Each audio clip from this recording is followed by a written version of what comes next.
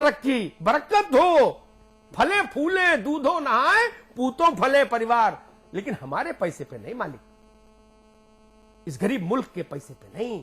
गरीब की थाली में एक रोटी कम हो जाती है जब ऐसे लोगों को हम सिक्योरिटी देते हैं, इतनी महंगी सिक्योरिटी, उसके पैसे से। उसकी रोटी उसकी थाली में वापस आना चाहिए। फिर आप इनको सोने के जहाज पे घुमाइए और हीरे मोती से जड़े पालने में झुलाइए, मुझे क्या आपत्ति है। बड़े लोग हैं, बड़ी बातें हैं, लेकिन गरीब के पैसे पर नहीं। बहुत बहुत धन्यवाद। चलिए, आप सभी हमारे साथ चर्चा में जुड़े, आप सभी का बहुत बहुत शुक्रिया। बिग बुलेटिन में आज के लिए बस इतना ही। समाचार प्लस पर खबरों का सिलसिला लगातार जारी है।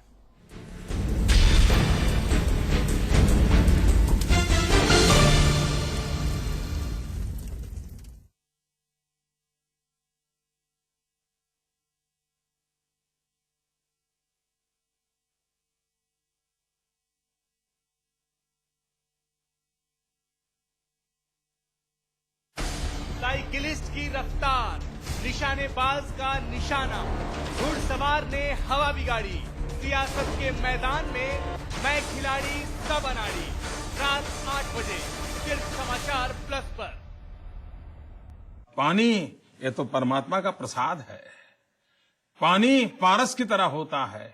पानी के स्पर्श से सोना पकता है, और इसलिए उस पानी का हम महात्म्य समझे, उस पानी पर बल दें, मेरे किसान को बल मिल जाएगा। भाजपा को वोट दे, अब की बार मोदी सरकार। फिर देखकर नेताओं का बाजार, मेहनत कश कर रहे गुहार। एक नजर इधर भी सरकार, मजदूर हूं मैं। देखिए रात 8:30 बजे सिर्फ समाचार प्लस पर।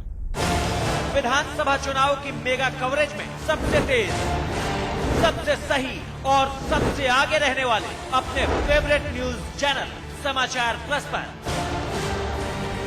अब देखिए लोकसभा चुनाव की महा कवरेज। ये दोस्त बहुत अश्लील है, ऐसे दोस्त पर एतबार मत करना। मोहब्बत, मोबाइल और एमएमएस। देखिए एनकाउंटर में प्रवीण साहनी के साथ आज रात 9:30 बजे सिर्फ समाचार प्लस पर। फलित वास्तु एवं प्राच्य विद्या विशेषज्ञ पंडित दिवाकर शर्मा लेकर आए हैं वास्तु एवं फेंग शुई का विश्वकोश। एक ऐसी पुस्तक जो बिना तोड़ फोड़ वास्तु दोषों के ऐसे उपाय बताएगी जो आपने न कभी देखे होंगे न सुने होंगे। जी हाँ, वास्तु एवं फेंग शुई का विश्वकोश। इस पुस्तक की कीमत है 2100 रुपए, लेकिन समाचार प्लस के माध्यम से इसकी अग्रिम बुकिंग कराने पर ये अद्भुत विश्वकोश अब आप पा सकते हैं सिर्फ और सिर्फ 700 रुपए में। बुकिंग के लिए तुरंत संपर्क करें। इस कार्यक्रम के प्रायोजक हैं Superia silk, get silky and soft skin.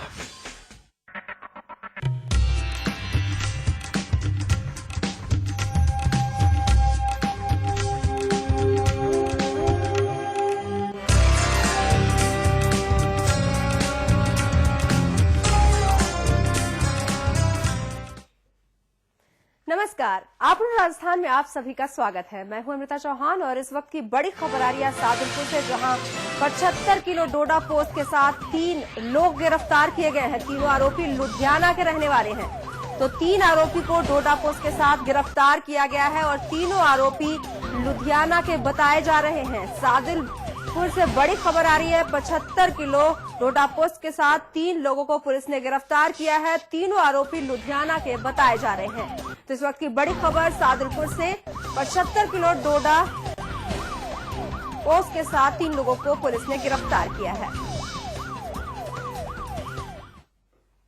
खबर लक्ष्मणगढ़ से, जहां एक पटवारी ने महज 700 रुपए की खातिर अपना ईमान बेच दिया।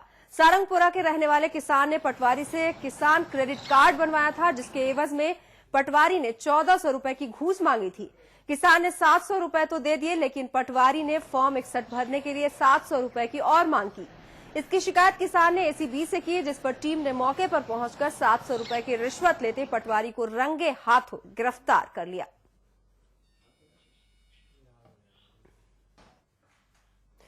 फलोदी में बीएलओ की बैठक में जमकर हंगामा हुआ। दरअसल इन बीएलओ को पिछले 6 साल से अब तक इनके भत्ते और मानदेय दोनों नहीं मिले हैं, जिससे आक्रोशित होकर इन लोगों ने सरकारी स्कूल में चुनावों को लेकर आयोजित हुई बैठक का बहिष्कार कर दिया और जमकर नारेबाजी की।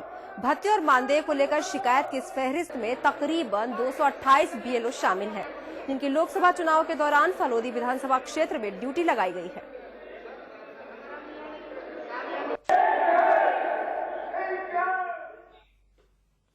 लोकसभा चुनाव को लेकर शुरू हुए प्रचार अभियान का दौर लगातार जारी है। इसी कड़ी में जयपुर ग्रामीण लोकसभा सीट से बीजेपी के प्रत्याशी राज्यवर्धन सिंह राठौड़ ने रोड शो कर शक्ति प्रदर्शन किया।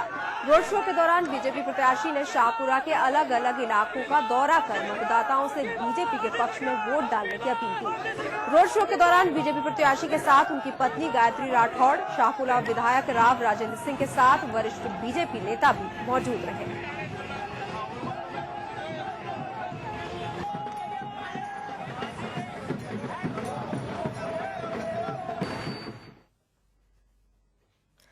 पीसीसी अध्यक्ष सचिन पायलट मिशन लोकसभा में जोर शोर से जुटे हुए हैं।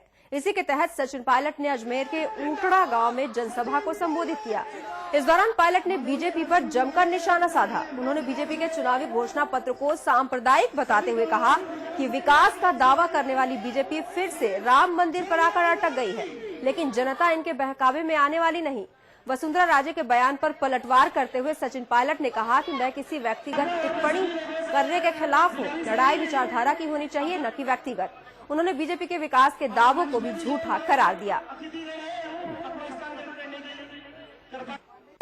जो अब तक देरी हो रही थी इनको घोषणा पत्र बनाने में, वो झगड़ा यही था। अब तक जो प्रचार किया था वो किया था गुड गवर्नेंस का, इन्वेस्टमेंट का, जॉब क्रिएशन का, लोगों के साथ आगे बढ़ने का। लेकिन पर्दे के पीछे की जो सियासत थी वो यही थी कि राम मंदिर और अयोध्या और बाबरी मस्जिद और हिंदू और मुसलमान, कहीं ना कहीं टकराव था बीजेपी के अंदर कि किस मुद्दे को ज्यादा प्रमुखता से रखा जाए। जो लोग अच्छे बड़े पदों पर हैं उनको भी अपने पद की गरिमा को बनाए रखना चाहिए, और व्यक्तिगत आरोप करने का चुनाव के समय कोई बहुत ज्यादा लाभ भी नहीं मिलता। और मैं समझता हूँ मेरी जगह मेरे क्षेत्र की जनता न सिर्फ मुख्यमंत्री जी को लेकिन भाजपा को अच्छी तरह करारा जवाब देंगे जब मतदान होगा। चुनाव के समय पार्टियों में भाग दौड़ शुरू हो जाती है। कई लोग पार्टी छोड़ जाते हैं तो कई लोग पार्टी से बागी हो जाते हैं। कुछ ऐसे भी होते हैं जो पार्टी में तो रहते हैं लेकिन अपनी ही पार्टी के खिलाफ काम करते हैं। झुंझुनू जिले के नवलगढ़ में युवा कांग्रेस के एक सीनियर नेता और पूर्व मंत्री के भाई अपने ही पार्टी के खिलाफ काम कर रहे हैं।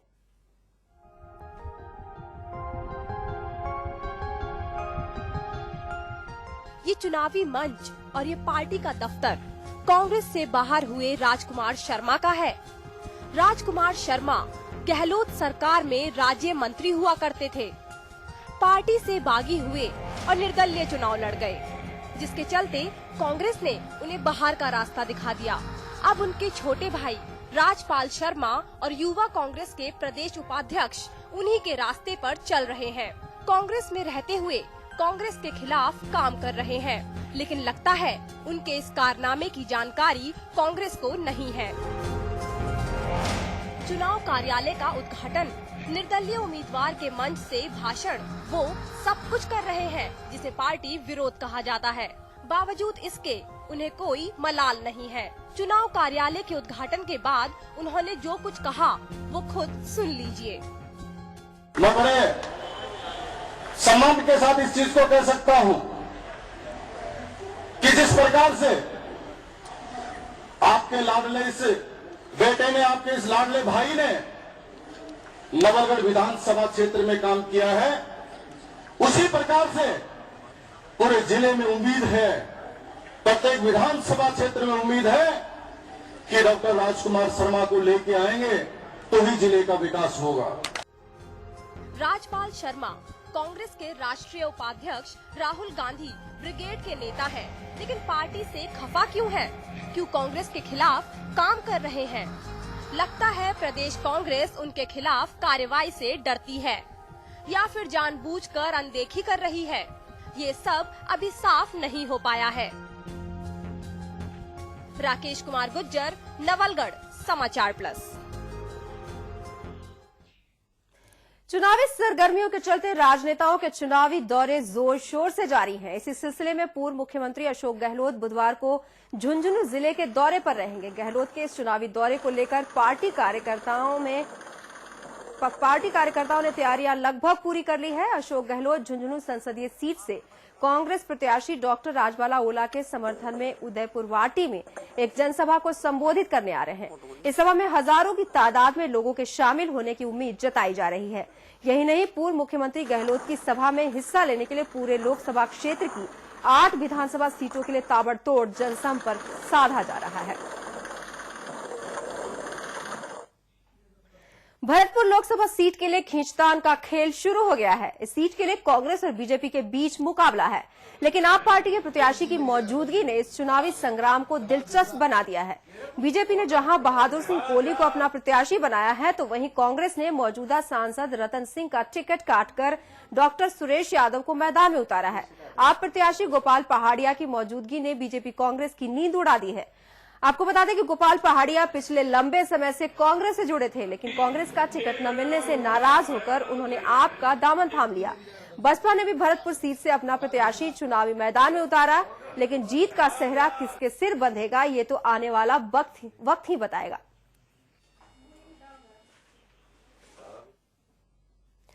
लोकसभा चुनाव के मद्देनजर सचिवालय में प्रदेश के मुख्य निर्वाचन अधिकारी ने एक मीटिंग ली। इस बैठक में जयपुर संभाग के पुलिस अधिकारी मौजूद रहे। सुरक्षा व्यवस्था को लेकर हुई इस बैठक में चुनाव पर भी चर्चा हुई, जिसमें सामने आया कि प्रदेश में कुल 6,600 मतदान केंद्र संवेदनशील हैं, जिन्हें लेकर निर्वाचन विभाग ने अतिरिक्त पुलिस बल की तैनाती की है। गौरतलब है कि प्रदेश में 2 चरणों में मतदान होना है। पहला चरण 17 अप्रैल को है, जिसमें जयपुर जिले की सीटों का मतदान शामिल है।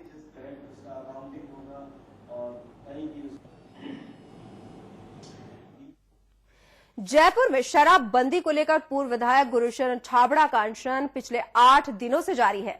वहीं अब इलाके के दूसरे संगठन भी शराबबंदी की मांग को लेकर एकजुट होने लगे हैं। विधायक गुरुशरण छाबड़ा की मांग को समर्थन देने के लिए इलाके में वाहन रैली का आयोजन किया गया। प्रतापनगर से शुरू हुई रैली के माध्यम से लोगों ने राजस्थान में शराब पर प्रतिबंध लगाने की मांग की है। रैली में लोक जनशक्ति मोर्चा के अध्यक्ष गोपीचंद गुर्जर और नेहरू बाजार व्यापार मंडल के अध्यक्ष अतुल आहूजा भी मौजूद रहे।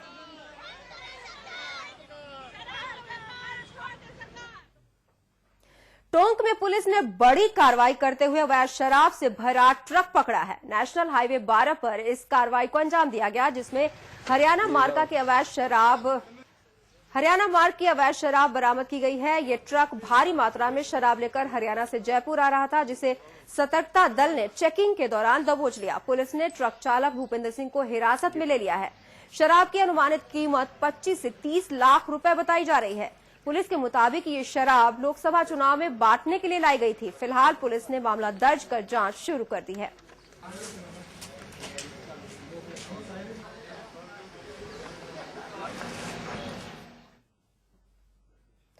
सैपाऊ के मनिया कस्बे में हत्या और लूट के विरोध में कस्बा बंद रहा। लोगों ने पुलिस पर हत्या के 48 घंटे बीत जाने के बाद भी बदमाशों की गिरफ्तारी न होने पर आक्रोश जताया। हत्या से नाराज सर्व समाज के लोग सड़कों पर उतर आए और जमकर नारेबाजी की। गुस्साए लोगों ने तहसील कार्यालय पहुंचकर धरना दिया और बदमाशों की गिरफ्तारी न होने पर चुनाव के बहिष्कार के साथ साथ उग्र आंदोलन की भी चेतावनी दी है। गौरतलब है कि 6 अप्रैल की रात को कुछ अज्ञात हथियारबंद बदमाशों ने एक मकान में घुसकर बेबी नाम की महिला की हत्या कर दी थी और फिर घर में जमकर लूटपाट को अंजाम दिया था।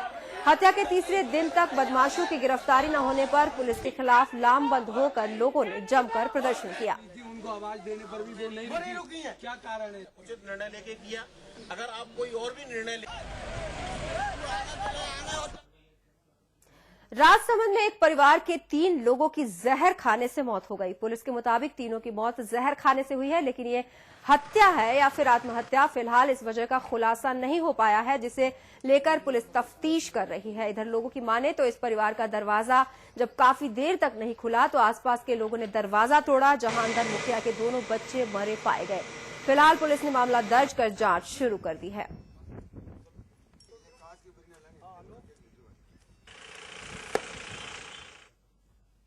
नौर में गर्भवती महिला ने खुद को आग के हवाले कर दिया, जिससे उसकी मौके पर ही मौत हो गई। ये वाकया पेश आया नौहर क्षेत्र के नेहराना में, जहां दहेज की प्रताड़ना से तंग आकर एक विवाहिता ने आत्मदाह कर अपनी जान दे दी। परिजनों के मुताबिक शादी के बाद से ही ससुराल वाले दहेज में बाइक और 50,000 रुपए की मांग कर रहे थे, जिसे लेकर उसे लगातार शारीरिक और मानसिक तौर पर प्रताड़ित किया जा रहा था। हालांकि मसले को लेकर कई बार पंचायतें भी हुई, लेकिन समस्या का समाधान नहीं हो पाया, जिससे तंग आकर महिला ने खुद को